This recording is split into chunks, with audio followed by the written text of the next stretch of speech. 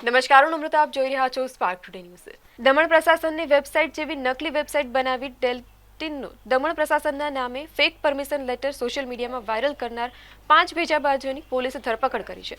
દમણ પોલીસે નકલી પરવાનગી પત્ર બનાવી તેમને સોશિયલ મીડિયામાં વાયરલ કરનારા 5 લોકોની ધરપકડ કરી એક સંગઠિત નેટવર્કનો પર્દાફાશ કર્યો છે. દમણ ટુરિઝમ ડિપાર્ટમેન્ટના નાયબ નિયામકના બનાવટી પત્ર બનાવનાર 5 ઇસમો ગુજરાત, મહારાષ્ટ્ર અને દિલ્હીના રહીશો છે. આ 5 ભેજાબાજોએ દમણની જાણીતી ડેલ્ટિન હોટલ અને વિજિલ ક્રુઝર્સ લિમિટેડને ઇલેક્ટ્રોનિક એમ્બ્યુલન્સ મશીનની ગેમ માટે લાયસન્સ આપવાની પરવાનગી અંગેનો એક ફેક લેટર વિવિધ સોશિયલ મીડિયાના પ્લેટફોર્મના માધ્યમથી વાયરલ કર્યો હતો. જે ફરિયાદના આધારે નાની દમણ પોલીસે સ્ટેશનમાં આઈપીસી એક્ટ હેઠળ ફરિયાદ નોંધી તપાસ હાથ ધરી છે.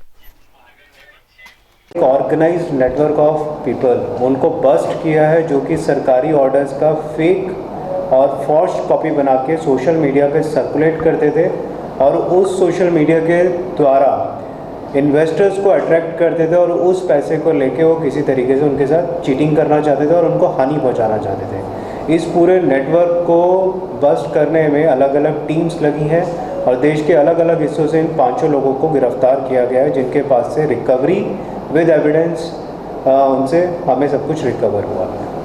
फ़िलहाल मैं 16 सितंबर 2022 को हमारे पास इंफॉर्मेशन आई थी कि एक सोशल मीडिया पे एक ऐसा कागज़ घूम रहा है जिसमें ये बोला गया है कि डेल्टिन होटल के अंदर कैसीनो और गेमिंग का लाइसेंस एक पर्टिकुलर कंपनी को दिया गया है. उस कागज़ का जब हमारे पास रिपोर्ट हुआ, उसके जांच करने के बाद पता लगा कि ये झूठा कागज़ है और उसके ऊपर एक सख्त धाराओं के अंदर में हमने केस रजिस्टर किया. केस रजिस्टर करने के इमीडिएटली बाद जो भी हमें कागज़ मिले सोशल मीडिया से उनको एनालाइज़ किया गया, जो कि अलग अलग social media platform Twitter, LinkedIn, Facebook पे सर्कुलेट हो रहे थे. डेटा एनालिसिस करने के बाद टीम ने 2 दिन के अंदर भीतर एक ऐसे व्यक्ति को आइडेंटिफाई किया जो नज़दीक में रहने वाला था और उसको सिलवासा से यहाँ पे पूछताछ के लिए बुलाया गया. पूछताछ में पता लगा कि उसको ये कागज़ सोशल मीडिया के थ्रू किसी व्यक्ति ने फॉरवर्ड किया है, तो इसलिए उसने सोशल मीडिया पे अपने लिंक्डइन अकाउंट पे उसको शेयर कर दिया. उस अकाउंट के बारे में जानकारी मिलने पे एक विजिल नाम के एक व्यक्ति का आइडेंटिफिकेशन एस्टेब्लिश हुआ, जो कि रहने वाला मूल निवासी केरला का है, लेकिन वो देश के अलग अलग जगह पे उस समय पे घूम रहा था. इसी तरीके से टीम्स ने ह्यूमन इंटेलिजेंस और उसकी गतिविधियों को देखते हुए एक टीम दिल्ली के लिए रवाना हुई और सबसे पहले जो मुख्य अभियुक्त है जिसने ये सारा आइडिया शुरुआत किया, उसको दिल्ली से पकड़ के लाया गया और ट्रांजिट रिमांड में दमन में लाके उससे पूछताछ करी गई. तो पता लगा कि वो अपनी एक खुद private limited vigil cruise private limited company चलाता है और उसमें वो इन्वेस्टर्स को अट्रैक्ट करना चाहता था, जिसके लिए उसने एक व्यक्ति जिसका नाम पवन चौधरी है उसको कांटेक्ट किया और उससे बोला कि किसी तरीके से मदद करके उसे फेक फॉर्ज्ड लाइसेंस दिलवा दिया जाए ताकि वो किसी तरीके से इन्वेस्टर्स को अट्रैक्ट कर सके अपनी कंपनी के अंदर में. पवन चौधरी नाम के व्यक्ति को आइडेंटिफाई किया गया, जो कि मूल निवासी किसी और स्टेट का है लेकिन फ़िलहाल वापी में रह रहा है, और उसको भी गिरफ्तार करने के बाद जब गहन तकनीकी जांच करी गई तो जो फॉर्ज्ड लेटर था, कैसीनो का जो फॉर्ज्ड फेक लाइसेंस घूम रहा था सोशल मीडिया में, वो उसके मोबाइल से हमें मिला. साथ ही साथ एक कागज़ और मिला जो कि परमिशन लेटर था, जो उसने मुख्य अभियुक्त विजिल जो कंपनी रन करता है उसके पास वो भेज रखा था. पवन चौधरी से आगे जब हमने पूछताछ करी तो उसने बताया कि वो एक उमेश पांड्या करके व्यक्ति से टच में है और उसने उससे रिक्वेस्ट करी है कि किसी तरीके से इस तरीके के दस्तावेज बनाए जाएं जिससे कि विजिल कांथेटी जो कि विजिल क्रूज प्राइवेट लिमिटेड को रन कर रहा है उसको हम ये लाइसेंस दिलवा सकें और उसके बदले हमें किसी तरीके का मुनाफा हो सके, पैसा कमाया जा सके. इसी तरीके से उमेश पांडे को हमने ढूंढने में समय लगाया और उमेश पांडे को हमने लोकेट करने के बाद उसको गिरफ्तार किया और जब गहन सघन जांच और पूछताछ चलती रही उस दौरान उसने रिवील किया कि वो एक और व्यक्ति से टच में है जिससे उसने इस कार्य को पूर्ण करने के लिए मदद मांगी है. इस व्यक्ति का जो व्यक्ति है इसका नाम हमारे सामने आता है इकबाल अहमद. से जब हमने पूछताछ करी है तो पता लगा कि ये राजपीपला का रहने वाला है. राजपीपला नर्मदा डिस्ट्रिक्ट गुजरात का है। वहाँ से रातों रात टीम इसको पकड़ के लाती है और इससे भी वही दस्तावेज उसी क्रम में मिलते हैं जिस तरीके से पिछले 2 अभियुक्त जो गिरफ्तार किए गए थे उन्होंने बताया। इससे पूछताछ करने पे हमें इसके पास से कुछ मोबाइल फ़ोन्स मिलते हैं और उन तीनों मोबाइल फ़ोन्स के अंदर में हमें वो डेटा मिलता है जो कि इस केस से इससे रिलेटेड होता है। इसमें फिर हमें पता लगता है कि इकबाल का पिछला क्रिमिनल रिकॉर्ड भी है, वो इस तरीके की गतिविधियां पहले भी करता था और गिरफ्तार हो चुका है गुजरात के अंदर और कुछ समय पहले ही जेल से बेल पे बाहर निकल के आया है। पूछताछ में आगे इकबाल अहमद ने हमें बताया कि उसने एक और व्यक्ति देवेंद्र कुमार गौंड से मदद मांगी और इस व्यक्ति ने ही वो असली में दस्तावेज बनाए हैं। इकबाल अहमद के कहने के जो उसने हमारे सामने बताया, उसके बाद हमने इस व्यक्ति को ढूंढने की प्रक्रिया शुरू करी और इसमें हम सक्सेसफुल रहे और हम देवेंद्र कुमार गौंड को भी ढूंढ के मुंबई से महाराष्ट्र से लेकर आए। ये थाने डिस्ट्रिक्ट का रहने वाला है और उसके पास से भी हमें वो दस्तावेज रिकवर हो गया और पूछताछ के अंदर उसने हमें सारा सच बताया कि किस तरीके से इन्होंने इस पूरी एक्टिविटी को प्लान किया था और सोशल मीडिया के माध्यम से इजी सर्कुलेशन करके ज़्यादा से ज़्यादा लोगों तक पहुंचना और इन्वेस्टर्स को अट्रैक्ट करके उनका पैसा कंपनी में लगा के उन लोगों को चीट करना इनका एक मकसद था। और ये सारे कार्य करने में उन्होंने कुछ उम्मीद ये रखी थी कि जो मुख्य अभियुक्त है विजिल कंपनी जो रन कर रहा है उससे वो कुछ पैसे की बड़े अमाउंट की डिमांड करेंगे जो कि देवेंद्र कुमार के पास जाएगा और बाकी जो अमाउंट होगा वो आपस में जितने भी अभियुक्त हैं वो आपस में बांट लेंगे उसको।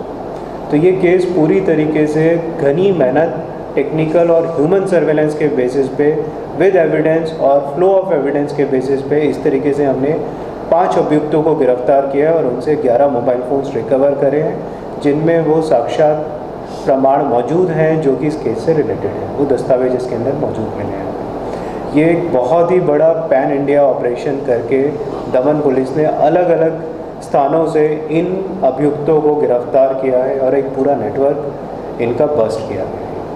सर ये इन्वेस्टमेंट सर कितना कुछ अमाउंट हासिल किया है, कितने का चीट किया है कि अभी जब चीट करने वाले? इसमें अभी फ़िलहाल चीट नहीं कर पाए, इससे पहले ही पुलिस ने उनको पकड़ लिया और जो दस्तावेज के द्वारा सोशल मीडिया के माध्यम से जिस तरीके से इन्वेस्टर्स को अट्रैक्ट करके ल्योर करके ले आए थे अपने पास में, लेकिन उस कार्रवाई को पूर्ण करने से पहले ही पुलिस ने उनको गिरफ्तार कर लिया। सर ये क्रूज कंपनी जो चलाता है वो दिल्ली वाला, उसके पास है मतलब क्रूज के सब मतलब वो चलाता है कि सिर्फ फ्रॉडी है? अभी तक हम उन डॉक्यूमेंट्स को वेरीफाई कर रहे हैं जो कंपनी वो चलाता है जिसमें वो डायरेक्टर है खुद, उन कंपनी के दस्तावेज हम वेरीफाई कर रहे हैं, लेकिन इंटरनेट पे ये सब चीज़ें एग्जिस्ट करती हैं। बाकी अभी ये डॉक्यूमेंट्स हम वेरीफाई कर रहे हैं। सर जो देवेंद्र जो राजपीपला से जो पकड़ा गया है वो मेन है, उसने बनाया है डॉक्यूमेंट, तो वो कहाँ से मतलब कैसे उससे सब दस्तावेज है? हाँ वो मैं आपको बताता हूँ। जो राजपीपला से पकड़ा गया वो है इकबाल अहमद, जिन्होंने देवेंद्र कुमार गौड़ को बातचीत के माध्यम से इसमें जोड़ा था और डॉक्यूमेंट बनाने के लिए उन्हें तैयार किया था। ये daman.nic.in जो ऑफिशियल सरकारी यूनियन टेरिटरी की वेबसाइट है उसकी एक सिमिलर फेक वेबसाइट इन्होंने बनाई, दमन NIC करके उसको जोड़ के बनाया गया ताकि लगे कि वो एक एक्चुअल में असली वेबसाइट है और ओरिजिनल वेबसाइट से एक ऑर्डर, पुराने ऑर्डर निकाले कि ऑर्डर किस तरीके से पब्लिश होते हैं सरकार के, और कॉपी करके फिर इन्होंने इस वेबसाइट पे पोस्ट करे ताकि लोगों को लगे कि इस वेबसाइट पे पोस्ट है तो ये ऑर्डर जेन्युइन है।